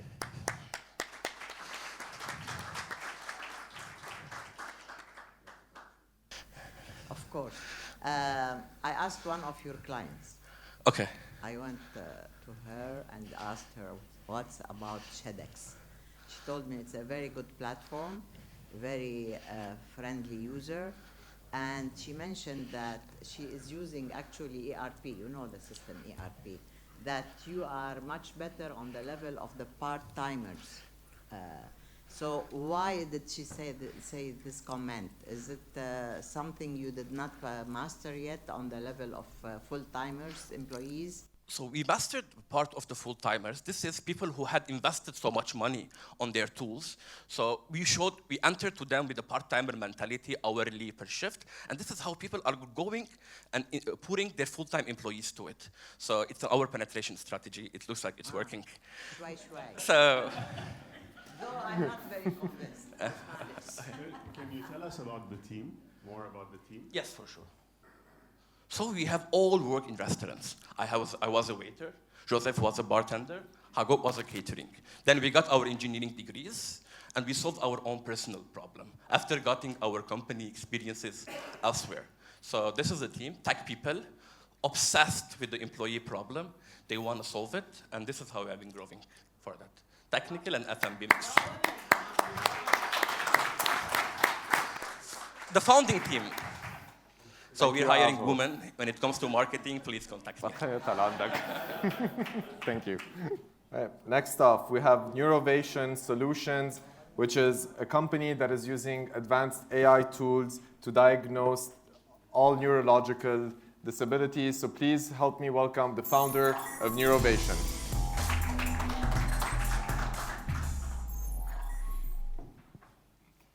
Hello, everyone. Hello, everyone. This is Mohammed Khaywa. I'm the co-founder of Neurovation Solution. Did you know that 43% of the overall population have some kind of neurological disorders? And did you know that 22% of the patients who are admitted to the intensive care unit require some kind of long-term monitoring? Failing to give such solutions can occur and can lead to long-term damages in the brain. Unfortunately, our healthcare institutes in the Middle East lack these solutions. This is where we found the opportunity to support these patients, especially that telemedicine is now more and more accepted among the societies. To help these patients, we partnered with the physician, and we were able to train more technologists, and we were able to provide the technologies.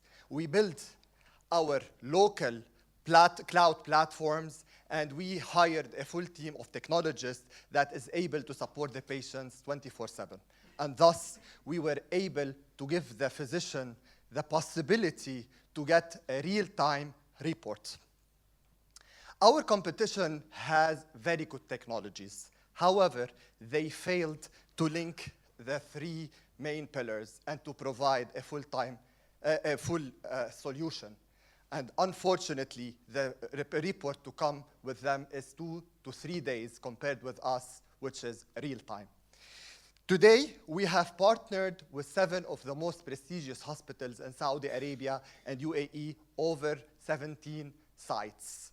We partner with them, which means we share both resources and revenues. And from clinical perspective, we are able to give 24/7 reports to the patients and support the physician with real-time reports. Our team consists of 15 members today, headed with this 5 leaders from the medtech environment. And we were able, or we're planning actually in 2024, to close by $1.4 million of revenues. By 2026, we're planning to double this number. To do that, we are raising $400,000 in order to provide our technology anywhere and anytime. We need to have a more affordable solution. To do that, we need to work more on AI. We need to work also on operational excellence. We need to have more training programs in countries that have less salary problems, and we need to expand our commercial presence in different countries. This is our solution, and let me know what you think about it and your feedback.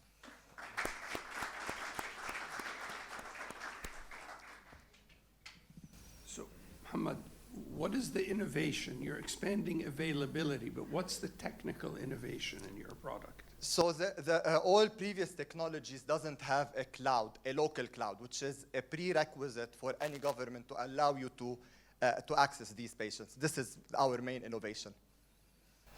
Can you go back to the financials, please, where you have scaled your growth? What are the milestones from now till 2027? So basically, we are planning to start program. So technologist is the main player in this area. And the biggest hub of technologists is Pakistan. They have in Aga Khan University a great program. So we're planning to start a hub there where we will be able to support other countries at a less cost. This is one thing. The other thing is capitalizing on AI. And the third thing, so this is on the technology and operational excellence. So we are implementing a CRM program that will help us with that. Question: in the presentation on the details, it shows the last quarter a drop in your revenue. It was the first quarter where you had a drop. What is the reason? And although excellent trajectory of growth, you have a profit expected of 430,000. So why aren't you selecting to take this profit and reinvest, and why are you looking for the 400K? What will it? This quarter, we have changed our model in Saudi Arabia. We're moving to another distributor, which made us lose some of the revenues. And Saudi Arabia, the cycle is taking longer than expected. This is one thing. The other thing is that we took initially a loan from our partners that we're planning to also start paying it back by 2025. Thank you, Anna. I had a hard time to understand the solution. And going back to Dr. Khouri's point, but then I dug around and saw the video, and then I thought that the thing that you put on the patient's head is the thing, but apparently not. It's just the cloud. This is available. This is available, but the cloud is okay. Fine. This is the innovation. I mean, if your competitor just turn on the cloud switch, you go bankrupt. What will happen? No, unfortunately, what's your edge? This is something that I even underestimated at the beginning, because at the beginning I was starting this project on my own because I found that there's a need.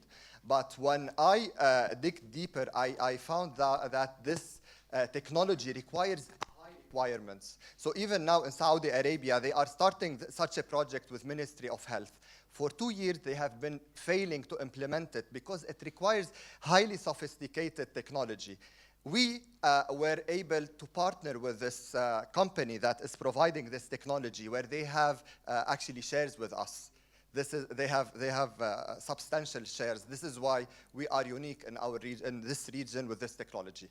It's a technology that took them since 2014 to develop, and they are developing it more and more. If you'd like to check the company, it is Lifelines Neuro. They are our partners. Thank you. So now we're going to move to our last two startups. They're going to be joining us online. First off, we have Algo. Algo is the first AI-powered mental health platform designed mostly for schools. So the founder is with us. Please give her a very warm welcome. All right, so hello, my name is Luma, and I'm the co-founder of Algo. We're an AI-powered well-being platform for K-12 schools in the MENA region. So the problem that we're looking to tackle is the unaddressed youth mental health crisis in the MENA region. In any given classroom of 20 students, you can expect that at least 16 are facing clinically significant mental health challenges, where only one will have access to support. This is also exacerbated by the fact that there's usually only one counselor for every 800 schools on average. This is where Algo comes in. So we partner with schools directly and provide them with access to our platform, which has two modes of use: class-based and self-paced learning. Our class-based learning provides ready-made lessons, all of which are evidence-based, culturally compatible, and clinically significant. We also have our self-paced learning modality, where we're able to identify what the various challenges of each student are and provide them with a curated pathway. We also have our AI-powered journal, which really allows for real-time 24/7 conversational support with flagging capabilities as well. Our business model is B2B, where we partner directly with schools and school networks, often which have access to 400,000 students. We're priced at $10 per student and are currently in the process of converting our platform into Arabic to enable Ministry of Education deals. We're looking at a market size of around 248 million within the MENA region and progressively working our way across. What really sets us apart from our competition is that we rely on being culturally relevant and culturally compatible. We also make sure that we have multilingual support, as well as personalization and data safety for students. We first got started out in 2022 with our program. We tested in Beirut with 32 schools and 12,000 students after the blast, and saw that there was a 30% increase in well-being. Since then, we've built our MVP, beta tested it, and also formed partnerships with key players like the Abu Dhabi Ministry of Education. We've also been able to secure LOIs with 3 school networks in the process of converting into Arabic, and we'll be kicking off paid pilots with those school networks in January 2025. We're projected to work with 10,000 students in the current academic year and progressively work our way across.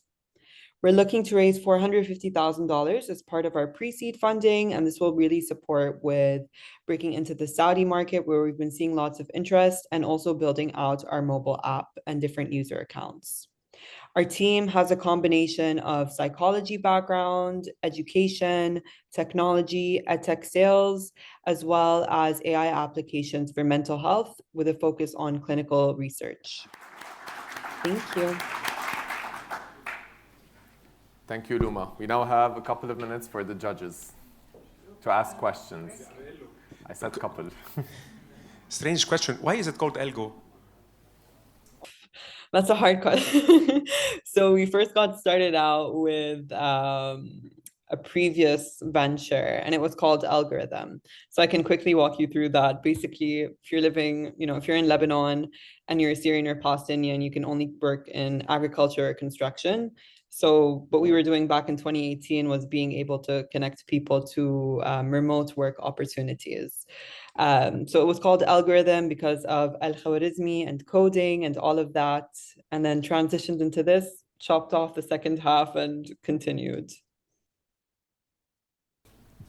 Thank you very much. For me, it's a very promising, interesting business. My question, are you operating in Lebanon or you stopped? Are you based in the UAE and your big market is over there? Why, if you are no longer in Lebanon, why? I'm interested to know because the need here, especially in schools, is massive. So actually, we did a beta test back in April, May, and June, and we did that with 2 schools in Lebanon. We're still open to working with schools in Lebanon, and a few of the things that we're hoping to do is also having the social impact arm. So for every 10 or 5 schools that we work with abroad, we're going to be working with schools for free in Lebanon. Also for context, back in 2022, after the program pilot, I had approached the Ministry of Education, and we were going to roll it out to 2,000 public schools. But of course, there was a change in government, change in Minister of Education, and that got scrapped. So I guess that's kind of a bit more the frustrating side of working in Lebanon, but that's something that I'm going to continue to pursue regardless.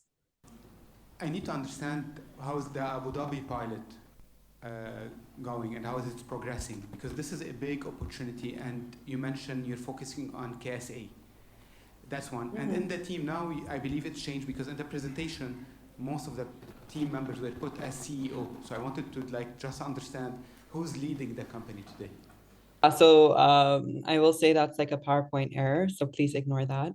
Okay. The person leading the company is myself.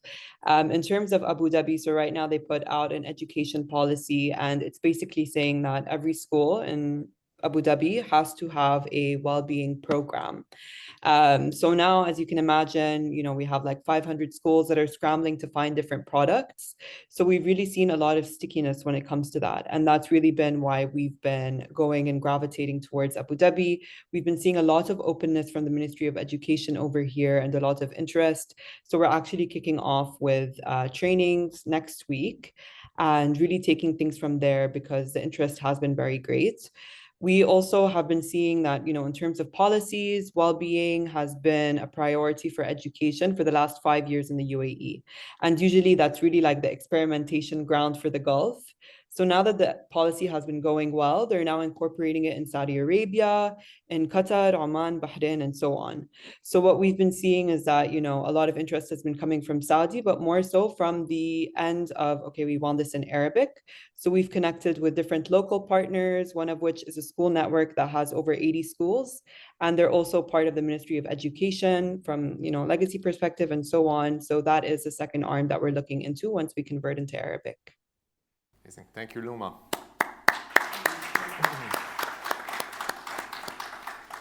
And last but not least, we have Trevo, which is a very promising biotech startup that cultivates microalgae The founder is with us on Zoom as well. Please give him a very special welcome.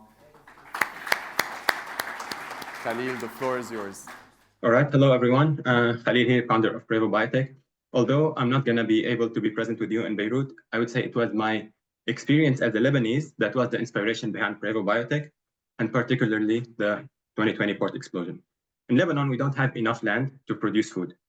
And that's why we import. Also, that's why when on every crisis, average families suffer and pay the price. Now imagine in the entire world, there is no enough land to produce food. That's exactly what's happening right now. We are consuming much more food than we can actually produce. And soon, millions around the world will suffer. But what if I told you that we don't actually need land to produce food? We can produce algae as the perfect food crop locally and land-free.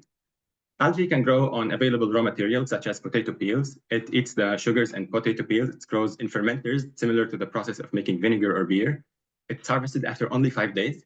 And we apply our extraction process to extract from it proteins, palm oil, fish oil, fibers, vitamins, minerals, and we give them to food manufacturers who use them as food ingredients.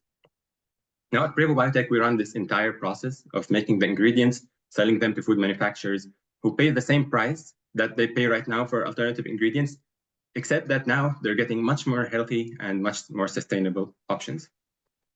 So with 300 square meters of local land in Beirut, we can make 1,000 tons of algae proteins and oils that can replace up to 70% of many food ingredients, or we can use 4 million square meters of tropical areas. We have to choose.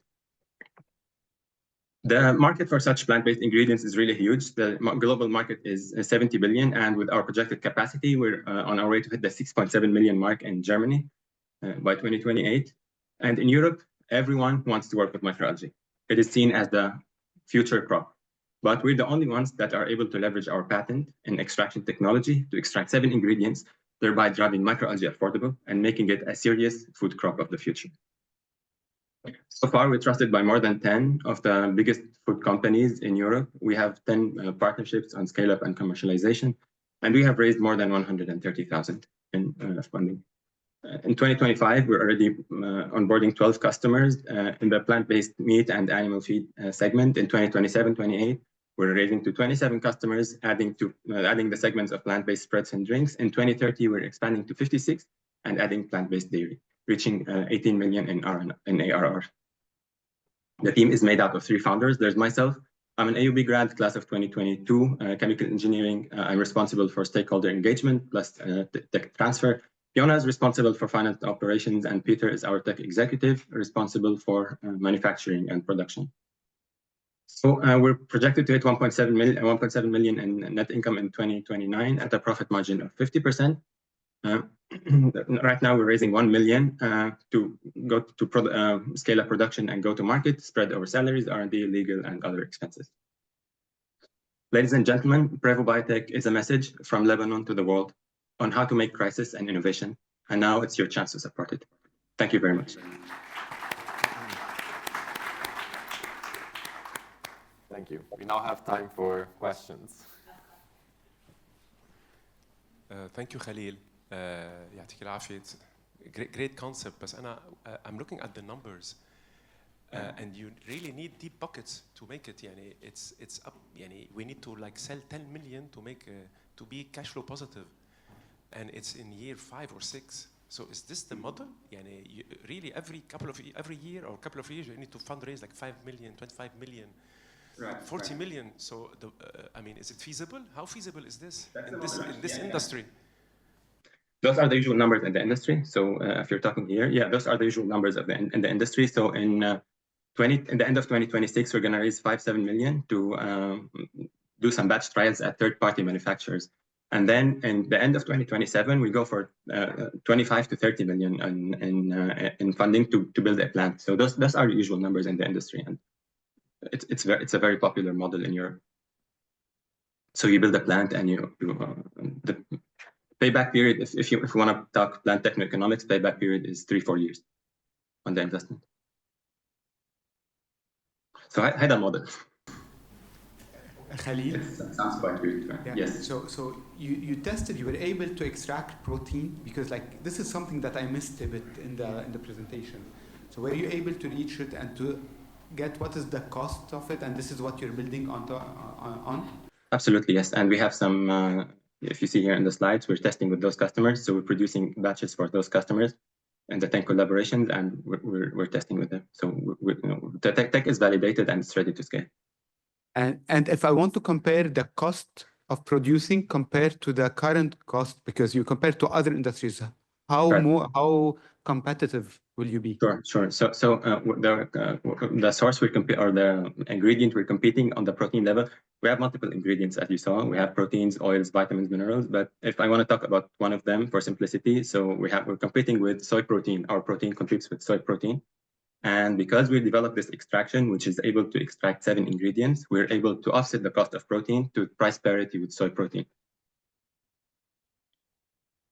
That's the essence behind this slide. So we're about €5 per kilo of protein at full-scale production. Thank you. So your competitive edge will be pricing. So if you're like presenting, it will be pricing with environmental product. Oh yeah, sure. Yeah. Thank you. Khalil, thank you so much for that amazing presentation. So a round of applause. All right, so now we're going to take, it's not a break, so we're going to have a fireside chat with our one and only Rida, who is our community manager, along with Stefano Fallaha, who is the founder and the CEO of Podeo, and he's also a very good friend of mine. In the meantime, I'm going to ask the jury to go upstairs to do the deliberation. We're going to be back in exactly 10 minutes. It's been a long time since we've seen lots of faces in one room. So it's great to be here, and it's great also to be joined on stage by the one and only Stefano Fallaha, the CEO and co-founder of Podeo. So by raise of hands, who knows Podeo here? Is it a good audience? Yeah, that's a good number. Thanks for having me. That's a good number.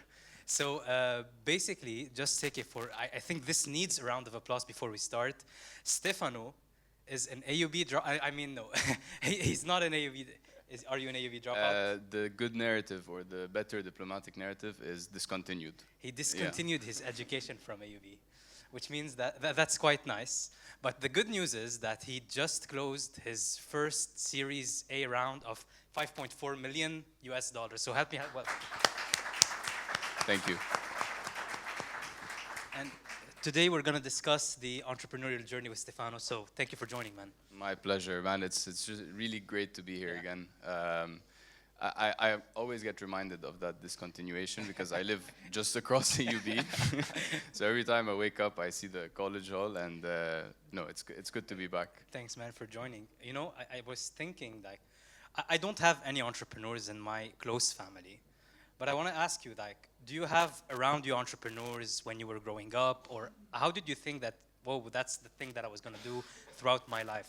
How did it click? Great question. I think it's, well, we are a family of entrepreneurs, but then my dad is an engineer, so he was in family business and then took the engineering route. And both of my sisters are also engineers. So that's why when I went into computer engineering, I was supposed to also become an engineer. But then I think the real sort of opportunity goes before AUB. It was back in IC. Early days when Twitter was about to release, when WhatsApp was actually releasing the voice notes feature. And I thought that was a big opportunity to build like an equivalent of a Twitter for audio.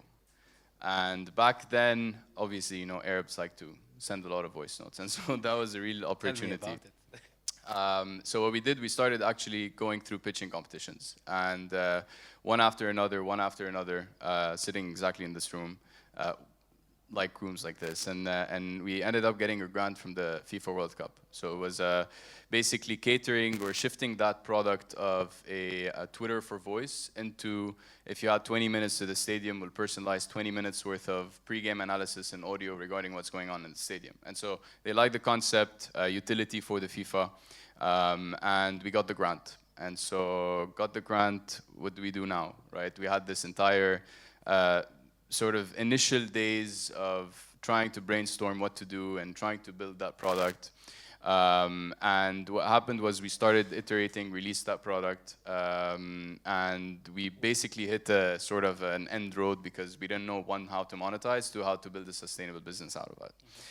And so that's when we obviously started surrounding ourselves with great mentors and advisors. Actually, Ramzi's here in the room. And what we did is we started really iterating that product to become a sustainable business. And that was really when that idea shifted towards building like the Netflix of Arabic podcasts. And then from that shifted to building the tools. Today we have over 150,000 creators that reach over 50 million listeners globally. I think it's also one of the biggest creators in the MENA. Can you name a few, for example? On top of mind, we have the biggest publishers, so NBC, Rotana, ITP. This is from the publishing side that use our technology and our product. Then we have all the top creators, lots of them that you may know, lots of them that you might not know. But effectively, it's really about positioning the platform or the product as an end-to-end product for creators to do anything that they need regarding podcasting. And I'll go back to that point and really sort of loop it back to how we started and why and how did we get here. I think it was really being focused to an end goal. Like the vision of or the opportunity for audio was always there. The means to get there was multiple pivots of that product, right? And when we noticed that creators were using 7 different tools to create a podcast, that was really an eye-opener because today you had, back then, I think 3 years ago, there were less than 1,000 podcasters across the entire Middle East and North Africa. Now you have over 150,000, which 98% of the industry relies on Podio to host, distribute, and monetize their podcasts. And so it was really about plugging in these solutions within the different parts of the value chain in order to solve the problem that creators had, but also solve the problem that listeners had, and obviously help that entire ecosystem monetize. And the Podio tools are going to be at the disposal of all AUB students very, very soon through a collaboration between iPark and Podio. That is correct. So I think that deserves also a round of applause for our students as well. And I'll add to that, the reason also why we did that is because the mission or the end vision was always to use audio as a means for people to share their stories. Different pivots to get there. But today, the mission is more important than ever, right? Because if you look at the entire media landscape today, it's all shifting from these limited number of sources that used to control the majority of information dissemination and have now shifted the discernment to happen on the individuals. And now the individual story is much more important or has much bigger of an impact than the traditional publishers or media companies that used to share the content. And even if you look at the latest presidential election, right, it's all about the medium and how important the medium is. And we're bringing that to, can we say where? Yeah, sure. In West Hall as well. So there's going to be a physical podcast studio for any one of you to walk in and create and share your story and start your podcast and share whatever you want to say with the world. So thank you for that. I have a question. When you started Podio, you started from Lebanon, right? Correct. And you started and still here. Yeah, and you're still here. And you started it for Lebanon. How did you think and what did you do to grow to foreign markets, mainly to the region, to becoming the leading podcast platform for the region? So what was the mindset shift there? That's a great question. I think to us, again, the big mission came after the blast. Right? Mm-hmm. So we saw that there was a big need to share prayers in that case. And we were the platform to amplify these voices to reach all these different markets. So the supply started from Lebanon. And once we realized that this is a playbook that can be replicated across all these other markets that we're operating in, because obviously Arabic is one language, but then you have 20 different cultures with sub-dialects and so on and so forth. And so the real equation or blueprint here was to find the proper steps of what we did and how we did to start in Lebanon and build that supply pool in Lebanon and replicate that across the UAE, across Saudi, across Egypt, across all the other markets that we're present in. Because if you have a tool that is used in a market that is so fragmented, the way the MENA market is, then this is a tool that is easily scalable across other markets. Wow. So basically you validated here and you scaled outside of Lebanon. Exactly. Amazing. Exactly. And talk about your rounds of investment. I know Razor Ramzi is an early investor in Podio. very good eye of successful investments, Ramzi. And by the way, side note, Ramzi is on the board of the advisory board of the AUB Innovation Park. Can you give us, like, for the entrepreneurs that are in the room, or for the ones who are interested to learn about that, what are some tips and tricks that you could give them when it comes to fundraising? Fundraising meaning the act of raising the first, second, third round of investment. Yeah. So, well, there's a lot to say. For one, just have a very, very, very long breath, because the entire process from end to end is a big hassle if it's not properly managed. So we did the first round. Razor led the round 4 years ago. It was a seed round. So we also did it in one of the most unfavorable environments, right? There was the economic crisis, lira, everything that happened. But we still pulled through. And we really were very sort of frugal when it came to spending, because we know that we were, one, entering a market, or we were not in the market like the US, where you have liquidity left and right. Even though 2021 happened, we weren't really in that mindset. The mindset that we sort of put ourselves in and build the culture around is being very frugal when it came to spending, and obviously also properly managing the unit economics, looking at the margins, so on and so forth. So that's how it lasted. We raised less than $1 million back then, and it lasted us over 3 years. And that's only recently, like last month, where we closed our big Series A round, which is the largest round of funding for a podcast space. So again, it's a new industry for VCs, right? VCs are more used to investments in typical sectors that they invest in, right? Fintech, e-commerce, so on. So podcasting and media is a very niche market. So above and beyond all the environmental challenges that we had to overcome, there was also the entire education part towards these VCs to make them understand what value and really how big that market is potentially going to become. And reality is we faced a lot of, we were turned down by many. And it's important to just, if that VC doesn't see value in you, like the way I see it is, if you have a list of 150 people, there's at least 2 that are going to put money with you. So if there's someone that says no, why dwell on it, right? Just move on to the next one and move on to the next one. It's a repetition game in a way, but it's also being very crucial when it comes to maintaining these relationships and really building these long-term relationships with the investors or potential investors that might invest in the business.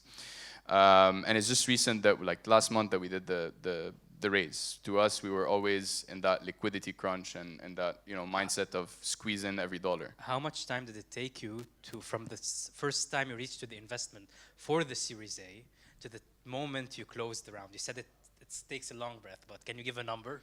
I'll give a number. So I remember I was having a chat with Ramzi. I told him we're gonna, I'll raise the Series A in 6 months.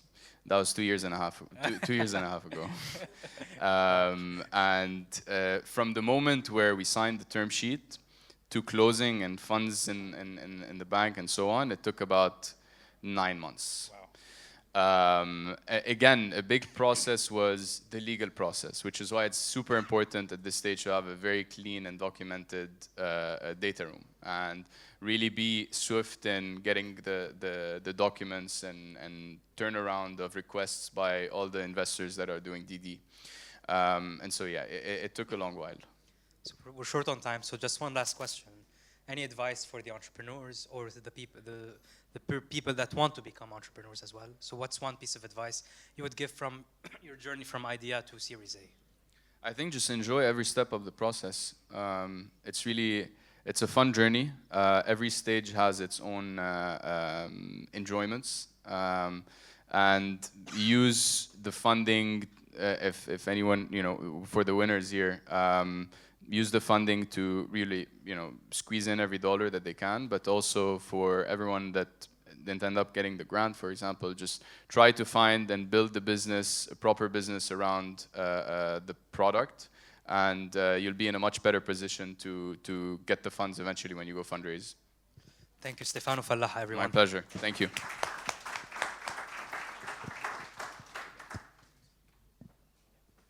Welcome back, everyone. Once our jury members finish taking pictures, we're going to get started. So, first of all, I would like to invite President Khouri to the stage to give the first prize award. This year's competition was very, very close, and we had two startups. We had two startups that were actually very close to one another, and there was a lot of debate internally, but at the end of the day, we had to go back to the final scoring. So what I'm going to say is that the runner-up for the advanced stage prize of $30,000 was Prevo. I think they did an amazing job, and all of the jury members believe that. So although you did not win first prize, it was so close, so keep on doing what you're doing. I think you're with us on stage somewhere. The first prize for the advanced stage startup today went to Skadex. So a big round of applause to Skadex.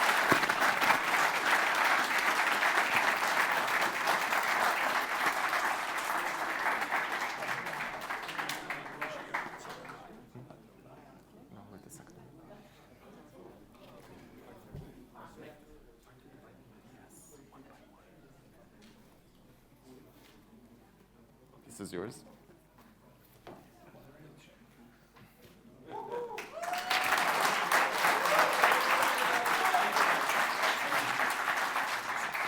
So,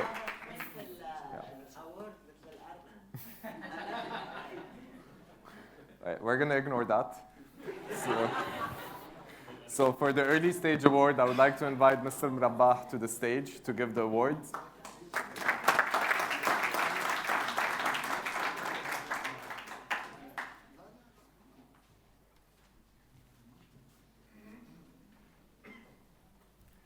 So the first prize for the early stage award of today's competition went to Aralects.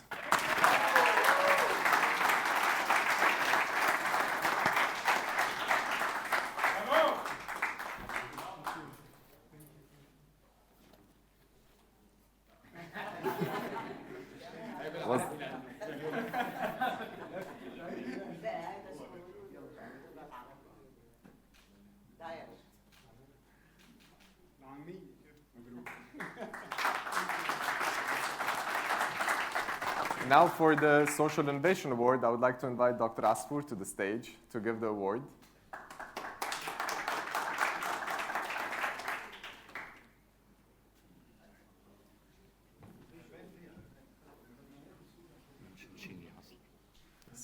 So this is the Chinier Hustler Innovation Award. We're very thankful to have her as a partner with us every single year.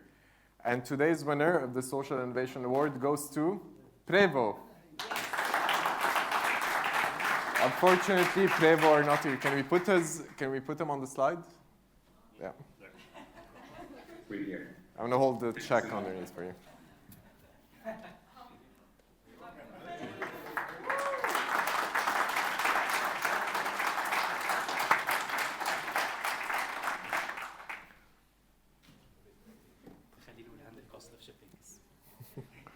And finally, we also have the People's Choice Award. I would like to invite Maha Zwayhid to the stage to give that award. Maha recently had an injury, but she insisted to be with us today. So.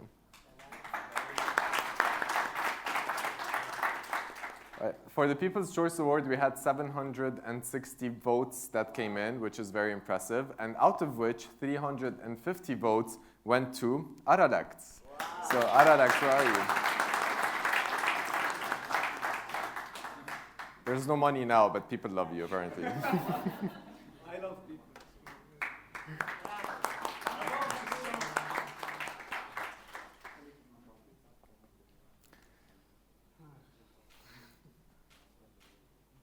So all of this could not have happened without our amazing jury members. I would like to invite all of them to the stage to receive special prizes and gifts that iPark have put together. So I would like to ask all of the jury members to join us.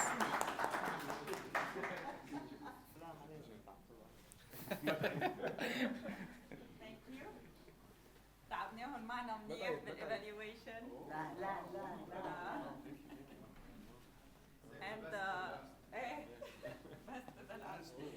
Thank you. Thank you.